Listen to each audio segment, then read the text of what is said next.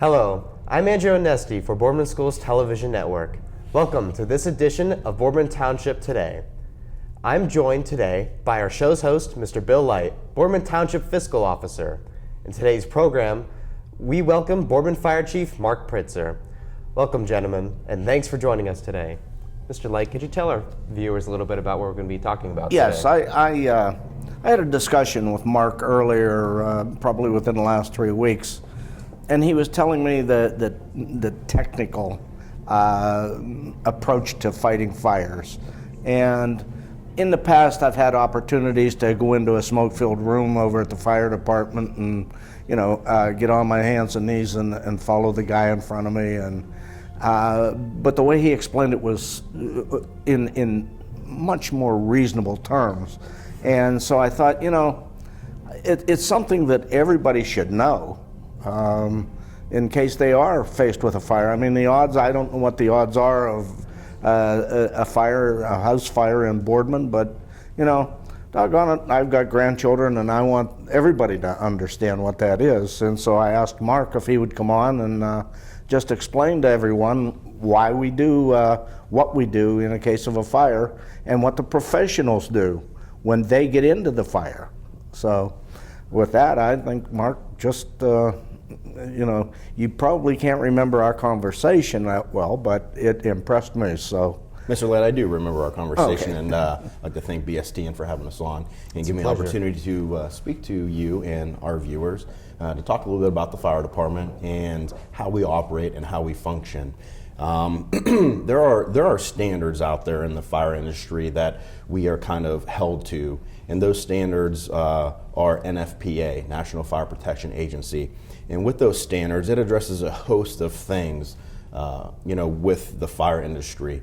And those are the standards that we are held to in the event that we have an emergency, a fire emergency, if we have a civilian fatality, civilian injury, firefighter injury, or firefighter death. So those are the standards that we have to comply with and meet. And with that, with our operations, our fire department is staffed with 38 full-time firefighters. We have 3 shifts. They're assigned with 12 firefighters per shift, okay? And we have 2 lieutenants who work in the fire prevention office. And why we have those numbers and why we have 12 guys assigned to a shift directly relate to those standards. One of the standards that I wanted to address when I became the fire chief was our staffing issues and concerns and how we function and operate on the fire ground. And one of the standards is NFPA 1710, which talks about how we function on the fire ground and the manpower needed to successfully mitigate a fire incident and operate safely. And with that, NFPA 1710 talks about our staffing numbers, and it talks about a structure being 2,000 square foot or less, okay, which is your typical residential house in Boardman Township. And with that, we need 15 personnel. So based on what I just told you about only having 12 guys assigned to a shift, we're already kind of behind the 8 ball when it comes to those safety components. And one of the things that I developed when I became the chief was a automatic mutual aid agreement with the Cardinal Joint Fire District, Canfield, to provide us one more engine company to come and support us. With that 15 number, firefighters operate in a pair of 2. Everything that we do, it's a team effort. It takes 2 people to perform a task. The equipment that we wear, the gear is heavy, the air pack we wear is heavy. It's about 75 pounds of equipment that you're just carrying on your body, then your tools, and then carrying the hose, plus the safety factor working in a team. So with that, there's a few things that we need to do on the fire ground, one of which obviously is attack the fire. So we have a team of 2 people who are going to take that fire hose and go in and attack that fire. With that, their safety measure is that they have to have a team behind them. We call it a backup crew, okay? They're gonna go in behind the attack crew and kind of protect their means of egress in case something would go bad inside that fire, that secondary crew can protect them and we can get out safely. And also, if the fire is a little bit more intensive than what we had thought, we have another hose line behind there that can help that initial attack line. So those, those 2 operations right there consume 4 personnel.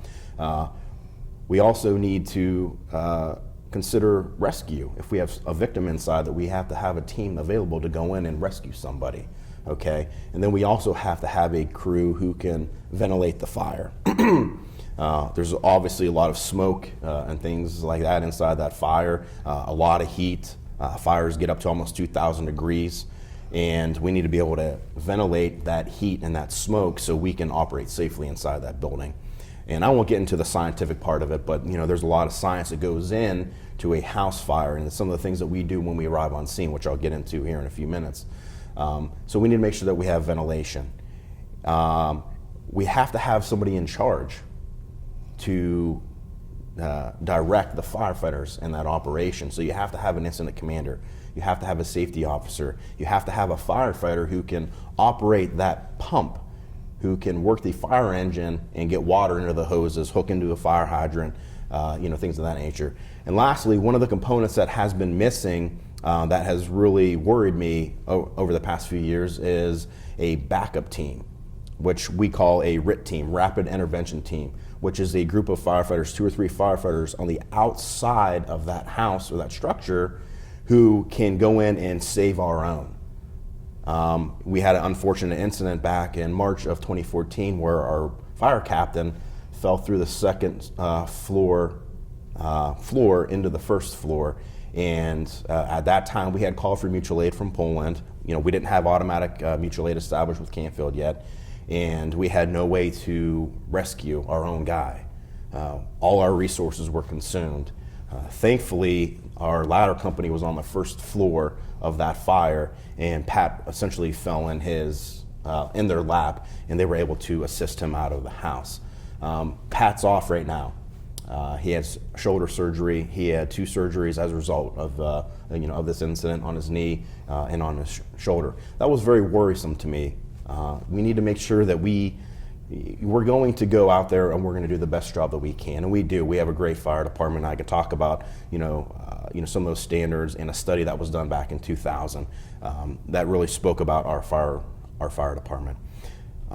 So a RIT team is very important that we have on the outside, and Canfield kind of helps with that. When they arrive on scene, if we have a task that isn't completed, we can have them fill some kind of exterior operations, but at least we know that we have that team of firefighters, that group of firefighters on the outside of that house, that if one of our folks on the inside get in trouble, that we can go in and we can save our own. So how do you communicate if there is trouble on the inside? We carry portable radios, and we operate on a fireground frequency, on those radios. So in the event that there would be a catastrophic incident and somebody became trapped or disoriented or running out of air on the inside, they would declare a mayday. They say, mayday, mayday, mayday, this is firefighter Pitzer, I fell through the floor, and I'm in the basement, command acknowledge. And then that incident commander is going to receive that message. He's going to relay that information back to him, that he knows that we have a firefighter trapped in the basement, and he's going to then send those resources in to rescue. And those radios are capable of accepting the heat that's in there, and there's no interference? Yes, we have radio pockets inside our turnout gear, so we put those radios in there, and then we have a speaker mic that comes up and clips on their collar where they can speak. So unless they're actually in the fire itself, we typically don't have any issues with them melting. Yeah, and these radios aren't the normal 2-way radios that you can go to Radio Shack and buy. These are state-of-the-art radios. They're all a new radio system for us as of last year. And I won't get into those details, it would be really confusing. But yeah, they're definitely, just one portable alone is like $2,500. Right. So they're very expensive, great technology, and allows us to communicate effectively on the fire ground. What if a firefighter can't use the radio? What if they're unconscious? Well, and I'm glad you asked that, and that's why we work in teams of 2. So hopefully one of them will be able to transmit a message to the incident commander about their incident and what they're facing, or if they have a mayday. That's why we work in 2. It's very important that we have each other's back. We're going into an extremely volatile and dangerous environment, and working in a team and having each other's back is important for that reason as well. If we get in the event that we have 2 firefighters go down on that attack line, It's hopefully that backup team, we're going to lose communication with them. That incident commander may radio to them, command to attack. They don't acknowledge. We're going to know something's going on and wrong, and then we're going to initiate our own mayday from the command side and send personnel in there to get them. So that's just a quick snippet on just the teams that we need to establish on the fire ground, and that comes up to 15 firefighters. So our staffing is 12. We're allowed 2 firefighters off a day for vacation, and there's times that we have guys that are sick or their family's sick or they're injured. So our average staffing for the year is about 10. So it was very important that we're 5 firefighters short of being able to effectively operate on the fire ground. And this is why I implemented automatic mutual aid with Canfield, that they have a staffed engine over in Canfield on the eastern side of their community on Messerly Road. And when we have a fire incident, our dispatch automatically calls them for help. They automatically send that truck, which is another 3 firefighters, and they send over one of their incident commanders that we also utilize as a safety officer. That's one of the other components of that 15, is that you have incident command, but you also have a safety officer who is looking at all the tasks that are being completed and making sure those guys are doing exactly what they're supposed to be doing, and they're wearing the appropriate gear, and they're doing what they're supposed to be doing as they've been trained. So, and then Canfield will also call out some of their off-duty guys, and they'll send another truck. So over the past year, we've been able to comply with those standards, and we have been able to fulfill all those rules that are vital to that fire ground operation as of late. So, this is one of those things that last year we had our ISO evaluation, insurance services offices. They come in and they evaluate your fire department on how effective your fire department operates. And they rate you between 1 and 10, 1 being the best, 5 being the worst. And historically, since the earliest ISO evaluation that I can find on record was in 1967, and we were a 5 then. We were rated a 5, right in the middle. In the last 2010, I believe, was our last evaluation. Yeah.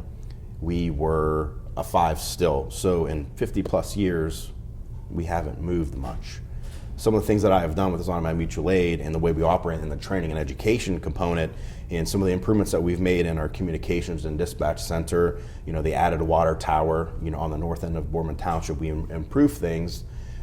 We have been able to reduce our ISO down to a 4 just within the first year. I've been chief.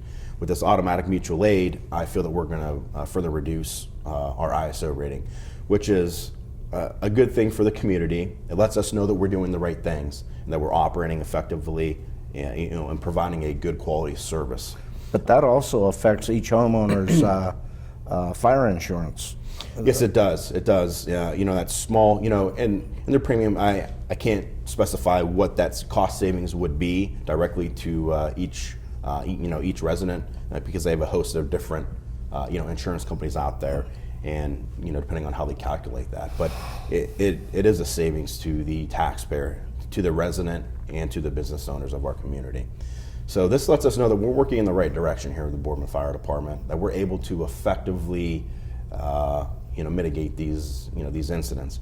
When I talked about previously about a study that was done back in 2000, it was a third-party study done by Tri-Data. They were out of North Carolina, and they came in and they evaluated the township holistically on a number of fronts: how effective our fire department was, our police department, our road department, zoning, everything, and because we wanted to know how efficient we are operating the township. With that study, with the fire department, then they said that we were short-staffed, which we already knew. We were understaffed, and that was in 2000. The early 2000s, they started to increase staffing here.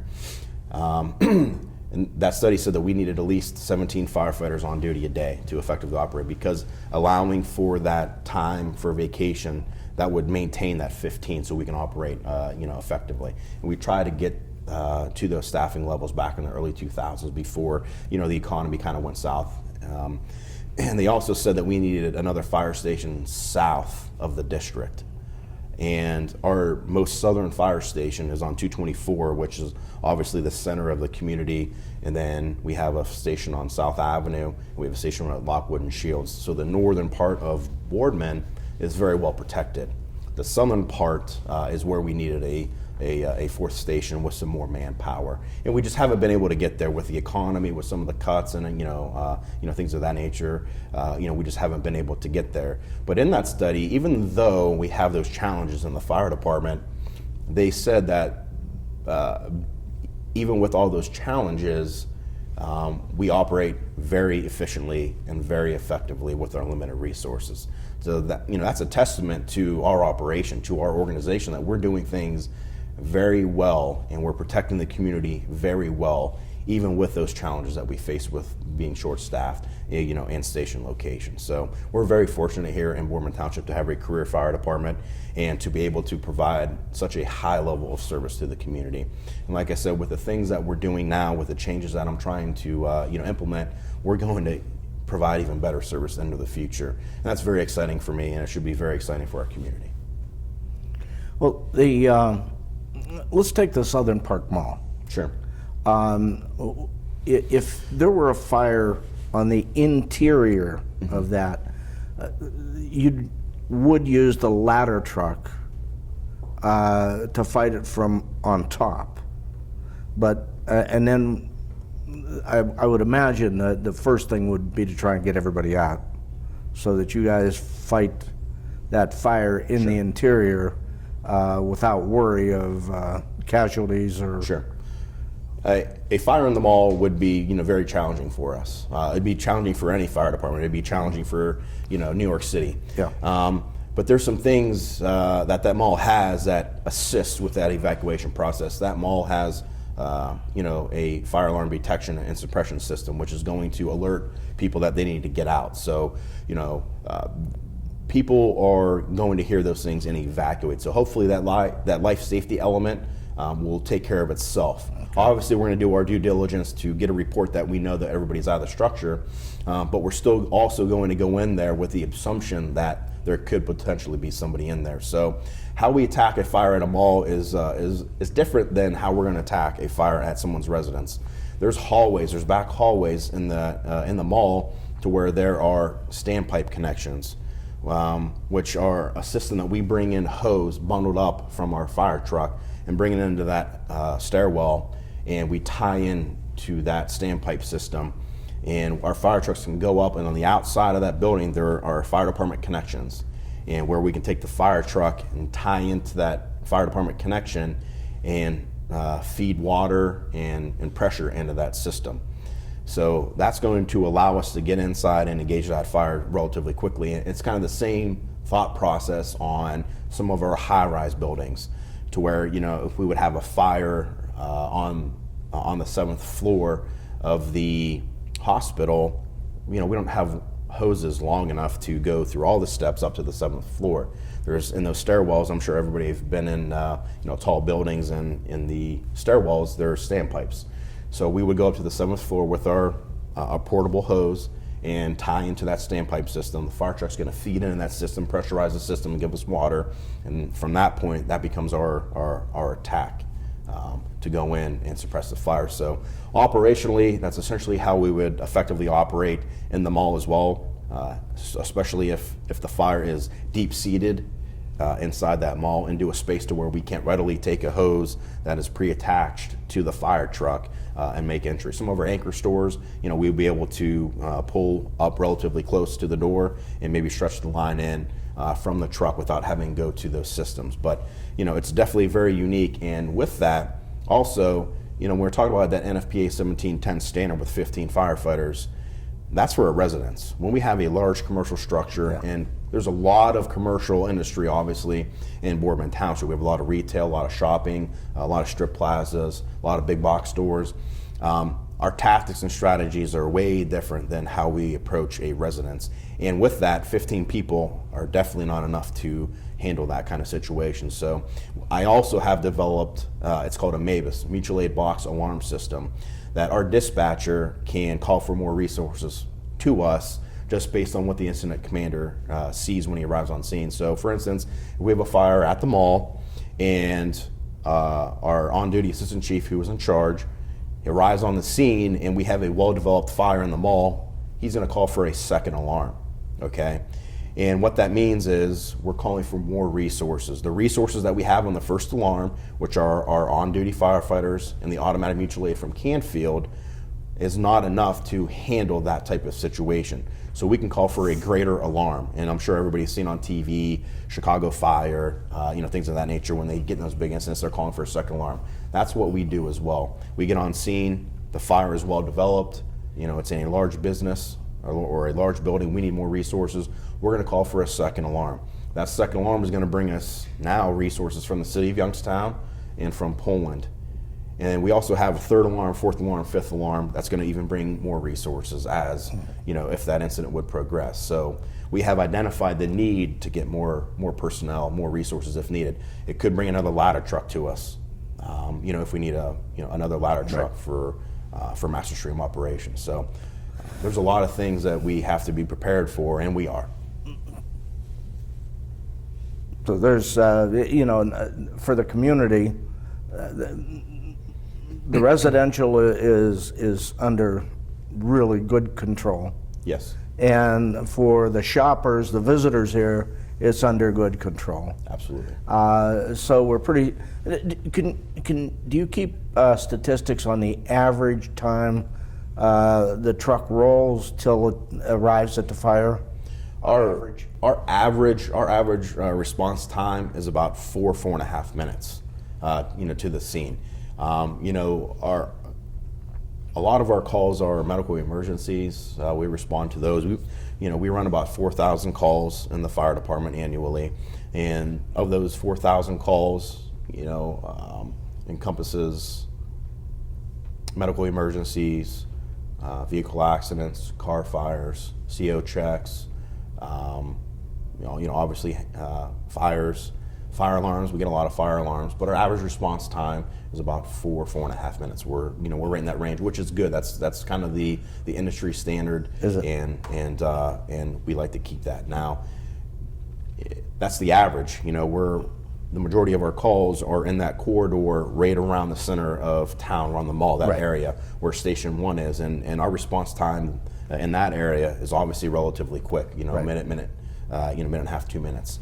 But we still have that long response to that southern end of the township, which can take, up to 7-8 minutes, depending on traffic. Maybe sometimes And the fire 10. can get going pretty good in 7 minutes. Yeah, there used to be this thought that a fire would double in size every minute, and it is actually, as time has progressed and the way people build things and materials inside those homes, we do know that number is a lot higher. Fires are growing a lot faster just based on the way materials are made today.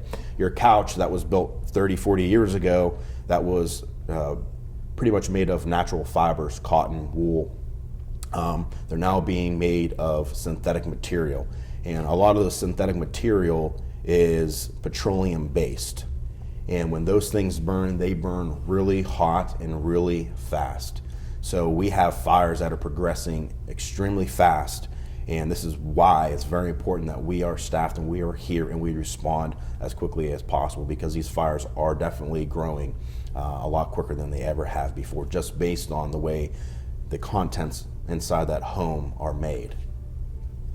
What are some things that people can do inside their own homes to protect themselves from an incident as a fire? Definitely have working smoke detectors. We recommend at least one. Ideally would be to, if people can afford it, is to put a smoke detector on every level of their home, their basement, their first floor, their second floor. Definitely have smoke detectors, check them twice a year. We always take that time when we change clocks, change your battery. When you fall back and you spring ahead, check your batteries, and your smoke detectors. We also recommend that you have carbon monoxide detectors as well. Carbon monoxide is very dangerous, and it's a byproduct of incomplete combustion. It could be your furnace is malfunctioning and not burning correctly. That's going to give off carbon monoxide. Your stove, your gas stove, any kind of gas appliance can cause this kind of issue. So we recommend having working carbon monoxide detectors as well, because carbon monoxide is colorless, odorless and tasteless. So you don't even know it's there. So it's very important to have a detector. And we run those emergencies a lot. And we have saved a lot of lives in Boardman Township by residents having those CO detectors. They call, their CO detectors going off, and we get on scene, and we have meters that can measure for carbon monoxide. We arrive on scene, and we see high levels of carbon monoxide. We get them out of that structure. We isolate all the gas appliances. We call the gas company, and they come out and check as well. And then whatever appliance is malfunctioning, and obviously call out a repairman or have it replaced. So fire safety, though, obviously we talk about cooking fires. We have a lot of cooking fires in Boardman Township. We have a lot of small fires in Boardman Township. It's something that people need to be educated on, how to not leave your food unattended when you're cooking. Clean. We have a lot of oven fires where people have built up grease and grime inside their ovens, and when they turn it on and start to cook something, that grease can ignite and cause a fire. So we talk about cooking safety. We talk to the children every single year. We touch the second grade of every school in the community with our fire safety trailer, and we talk about those safety measures. Having 2 ways of egress, no 2 ways out of your home, through your normal way, and if you can't get out because that's blocked because of a fire, a second way through a window. And train on that. Know that. Train with your kids and your family members on what to do in the event of a fire. Be prepared. Smoke detectors, CO detectors, have that plan 2 ways out. When you wake up in the middle of the night and there's smoke, drop down on your knees, crawl under smoke. Smoke obviously rises, okay? So you want to get down, that's where the good air is going to be. Train your kids to get out of the house, have a meeting place, know how to call 911. There's a number of things that we like to talk to our residents about with fire safety. Do you do, like, if someone were to call and say, can you come look at my house and, just do a fire inspection? Do we do those on a residential, as a courtesy call? Yes, we absolutely do. If somebody wants us to come out and evaluate their home on fire safety measures, we do that. Our 2 lieutenants in the fire prevention office will go do a residential fire inspection and make some recommendations, help them. If people can't afford a smoke detector, we provide them. Okay. If they want to call the fire department, and right now we have a program definitely geared towards the elderly who have a fixed income. We if they call up and and they're a resident of Boardman, we will provide them a smoke detector. Okay. Anything more? No. No? Nope. Okay, well, Mark. Is there something you wanted to add about? One of the reasons that I brought Mark on for the specific purpose of discussing firefighting and fire safety, but one of the things that I think you're going to take away from this program is it's an expensive proposition, housing a fire department of 38 men. We have their salaries and wages, but the equipment is unbelievably expensive.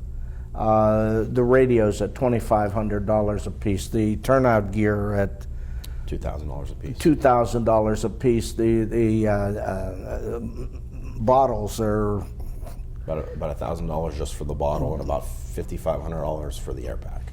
And so, in addition to that, they're living out of a structure across from the mall that's well over 100 years old. It's outdated. It wasn't built for the kind of vehicles that we use today. We're definitely going to have to do something there. Our equipment, the rolling stock that we have there is, we have some trucks that probably shouldn't even be on the road by standard. And so, we need to make sure that the community understands that we have the makeup of the fire department to protect the community, but we need your help. So when we have those levies up there, You have to think what you're buying and what you're spending.